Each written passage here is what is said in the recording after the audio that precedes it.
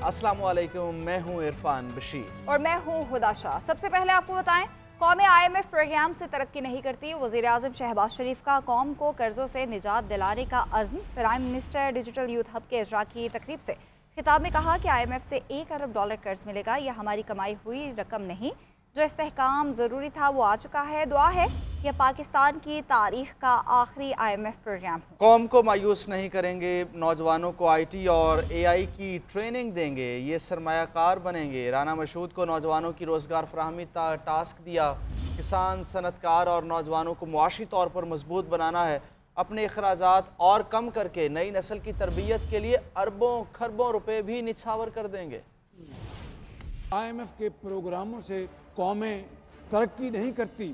IMF के programme से कौमें इकॉनमी को स्टेबल कर लेती हैं। उनके जो मेगा इंडिकेटर्स हैं उनको स्टेबल कर लेती हैं। वो स्टेबिलिटी अल्हम्दुलिल्लाह आ चुकी। पिछले 3 हफ्तों में 34 अरब रुपए खजाने में आए। किस तरह, ये सुन ले ज़रा बात। 2021-22 में डॉलर और रुपए का बिल्कुल ही अपना जो इक्विटी थी वो ख़राब हो गई और रुपया बहुत नीचे जा रहा था, तो बैंकों ने बेपनाह फॉरेन एक्सचेंज के ऊपर विंडफॉल प्रॉफिट कमाया। उनके ऊपर एक टैक्स लग गया, वो सब चले गए अदालतों में। कई सालों से वो स्टे ऑर्डर था। अरबों नहीं खरबों के मुकदमात अदालतों में हैं। कई सालों से तारीखें मिल रही हैं, उधर से उधार ले रहे हैं और पाकिस्तान की मईशत का भरकस निकल रहा है। पहले से प्लान के तहत कि जाओ जाके अपना तारीख ले लेना। 3 हफ्ते पहले सिंध हाई कोर्ट से स्टे ऑर्डर खारिज कराया जो कई साल से था। और IMF ने ₹1 बिजली टैरिफ में कमी की इजाज़त दे दी है। ₹1 का रिलीफ बिजली यूनिट पर बुनियादी टैरिफ की मद में दिया जाएगा। ज़राए के मुताबिक बिजली की कीमत में ₹1 फ़ी किलोवाट से सार्फिन पर मजमूई तौर पर $100 अरब बोझ कम होगा। उधर हुकूमत की जानिब से बिजली सारिफिन के लिए रिलीफ पैकेज पर काम जारी है। IMF के साथ वर्किंग मंजूरी से पैकेज का ऐलान किया जाएगा। आलमी मालियाती फंड ने पाकिस्तान को बिजली टैरिफ में ₹1 फी यूनिट कमी की इजाज़त दे दी। IMF का कहना है कि तमाम सार्फिन को बिजली की कीमतों में ₹1 फी यूनिट रिलीफ मिलेगा। ये रिलीफ कैप्टिव पावर प्लांट्स पर लेवी से हासिल रेवेन्यू से दिया जाएगा। कैप्टिव पावर प्लांट्स की जानिब से गैस के इस्तेमाल पर लेवी आयद की गई है। हुकूमत की जानिब से बिजली सार्फिन के लिए रिलीफ पैकेज पर भी काम जारी है। IMF की मंजूरी से बिजली की कीमतों में रिलीफ पैकेज का ऐलान किया जाएगा। बिजली की कीमत में ₹1 फी किलोवाट कमी से सार्फिन पर मजमूई तौर पर $100 अरब का बोझ कम होगा। जो सारिफ 500 यूनिट बिजली इस्तेमाल करता है उसके बिल में ₹500 कमी होगी। पाकिस्तान और IMF के दरमियान स्टाफ लेवल मुआहिदा तय पाया था, जिसके बाद पाकिस्तान को EFF के तहत $1 अरब तक रसाई हासिल हो गई है। IMF एलामिये के मुताबिक पाकिस्तान में अफरात ज़र 2015 के बाद से कम तरीन सतह पर है, जबकि पाकिस्तान की मुआशी सूरत हाल में बेहतरी पर भी इत्मीनान इजहार किया गया है। बलोचिस्तान में एक बार फिर दहशतगर्दी। गवादर के इलाके किलमत में 6 अफराद को कत्ल कर दिया गया। मकतूलीन को बस से उतार कर गोलियां मारी गई। मुसाफिर बस को कोस्टल हाईवे पर गवादर से कराची जा रही थी। सदर मुमलिकत, वज़ीर आज़म, वज़ीर दाखिला बलोचिस्तान और पंजाब के वज़राए आला समेत दीगर की मजम्मत। शरपसंद बलोचिस्तान की तरक्की के दुश्मन हैं, कामयाब नहीं होने देंगे। आसिफ अली जरदारी और शहबाज शरीफ का 2 टोक पैगाम। ज़िम्मेदारों को करार वाकई सज़ा देने का हुक्म दिया। वज़ीर दाखिला मोहसिन नकवी बोले, बुज़दिलाना कार्रवाइयाँ दहशत गर्दी के ख़िलाफ़ हमारे पुख्ता अज़म को कमज़ोर नहीं कर सकती। वज़ीर आला बलोचिस्तान सरफराज बुगटी ने कहा, सियासी मकासद के लिए एहतजाज करने वाले इस हमले पर क्यों खामोश हैं। मुसाफिरों का शनाख्त की बुनियाद पर कत्ल नाकाबिले मुआफ़ी जुर्म करार दे दिया। वज़ीर आला पंजाब मरीम नवाज़ का सोगवार ख़ानदानों से दिली हमदर्दी का इजहार।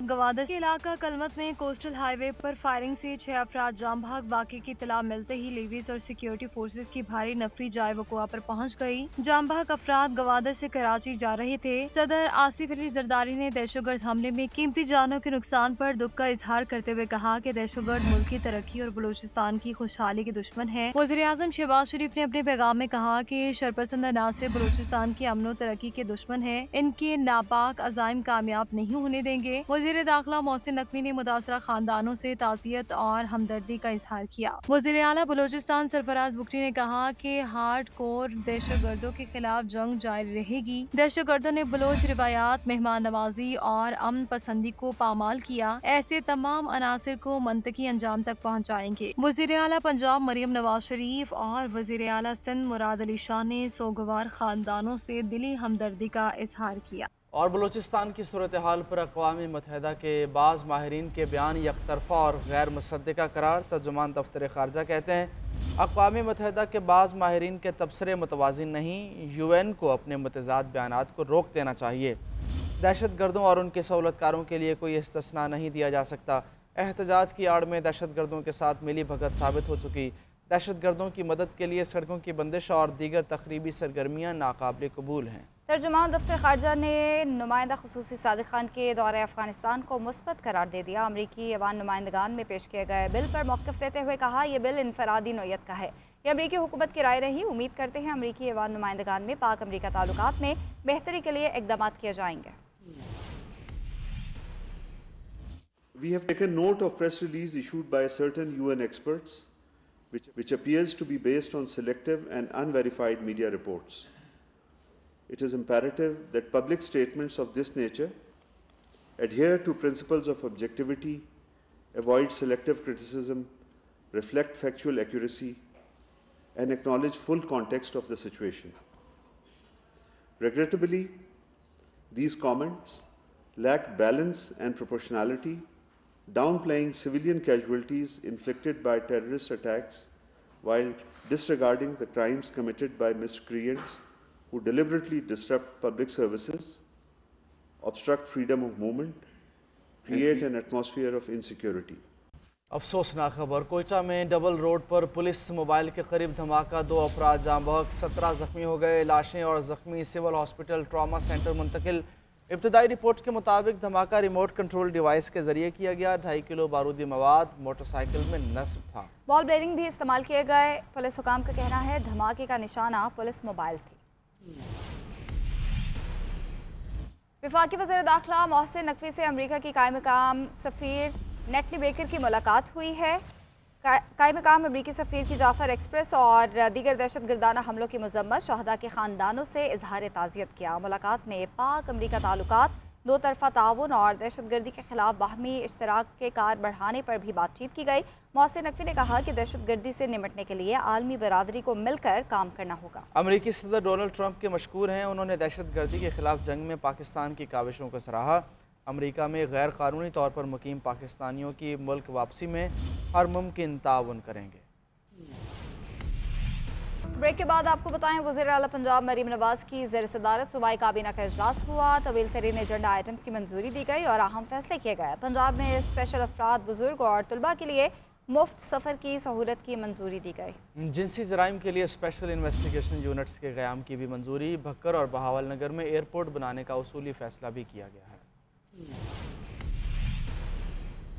मुल्क में जारी खुश्क साली की वजह और बहरान की शिद्दत की तफसीलात सामने आ गई। मौसमियाती तब्दीलियों ने महकमे मौसमियात और इरसा के तमाम अंदाजे गलत कर दिए हैं।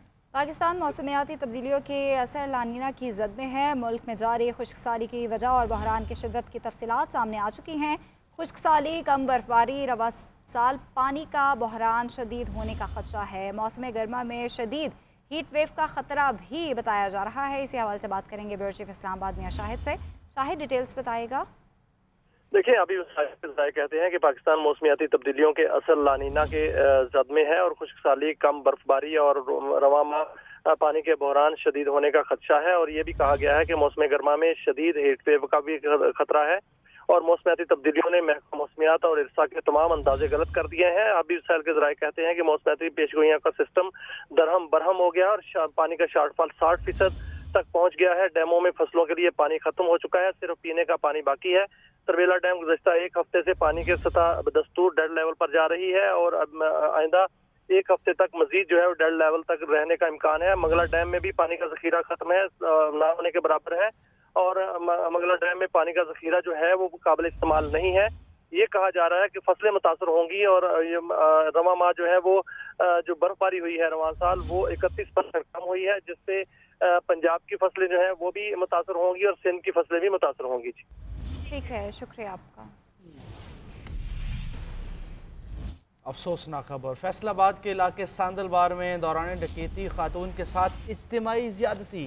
खाविंद के मुताबिक 3 डाकुओं ने नकदी और मोबाइल फ़ोन छीना और अहलिया को दरिंदगी का निशाना बनाया। CPO फैसलाबाद ने नोटिस देते हुए मुल्ज़मान की गिरफ्तारी का हुक्म दे दिया। ब्यूरो चीफ फैसलाबाद औरंगजेब मलिक हमारे साथ मौजूद हैं। औरंगजेब, बताएगा इस हवाले से।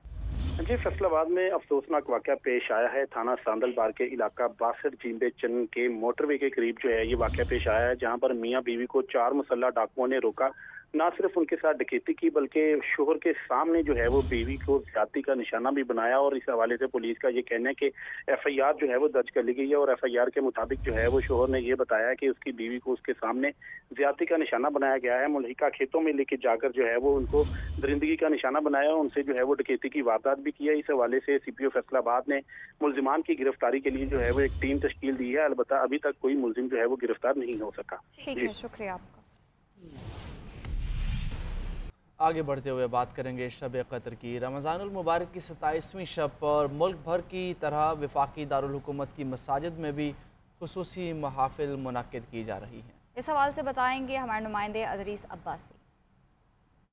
जी बिल्कुल, देखें रमज़ानुल मुबारक का बाबरकत महीना अपने अख्ताम को जो है वो पहुँच चुका है। आज 27वीं की शब है और आज जो है वो इस वक्त मैं मौजूद हूँ फैसल मस्जिद में, जहाँ पर फैसल मस्जिद समेत इस्लामाबाद रावलपिंडी की जो जितनी भी छोटी बड़ी मसाजिद हैं वहाँ पर ख़त्म कुरान की महाफिल जो है उनका इनेकाद किया जाएगा। जहाँ पर उसके बाद जो है वो उलमा कराम जो है वो आज की जो 27वीं की शब उल क़द्र की रात है इसके हवाले से जो खिताब है वो देंगे आज की रात के हवाले से। जबकि अगर सिक्योरिटी के हवाले से इधर फैसल मस्जिद की बात करें तो सिक्योरिटी के बड़े इंतहाई इंतजाम जो हैं वो इस्लामाबाद पुलिस की जानिब से किए गए हैं। जो एंट्री पॉइंट्स है वहाँ पर वॉक थ्रू गेट्स, उसके अलावा चेकिंग के हवाले से उसके पुलिस एहलकार जो है वो तैनात है जो एक एक शख्स को चेक करके फिर अंदर जाने दे रहे हैं। उसके अलावा इस्लामाबाद मस्जिद के अंदर और बाहर जो है वो पुलिस की भारी नफरी जो है वो सिक्योरिटी के हवाले से तैनात है। इसी तरह जुड़वा शहरों की जितनी भी छोटी बड़ी मसाजिद है वहाँ पर पुलिस जो है उसकी भारी नफरी जो है वो सिक्योरिटी के इंतजाम जो है वो फ़राइज़ सर अंजाम दे रहे हैं। जी, ईद की तैयारियां आखिरी मराहिल में दाखिल हो गई हैं। कराची के बाजारों में खरीदारों का रश नजर आ रहा है।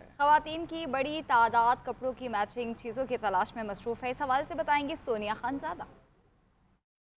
आपको बताएं कि ईद की तैयारियां अपने उरूज पर हैं और गहमा गहमी आप देखें बाजारों में जो है वो बहुत ज़्यादा देखी जा रही है। इस वक्त मैं गल्फ मार्केट में मौजूद हूँ जहाँ पर खवातीन अपनी मैचिंग की चीज़ों को ढूंढने में मसरूफ़ हैं। तो यहाँ हमारे साथ कांठी मौजूद है, उनसे जानते हैं कि क्या क्या चीज़ें हैं जो मुश्किल होती है। मैचिंग बड़ा मुनफरिद होती है। मैचिंग बहुत मुश्किल है बहुत मैचिंग 3 घंटे हो गए।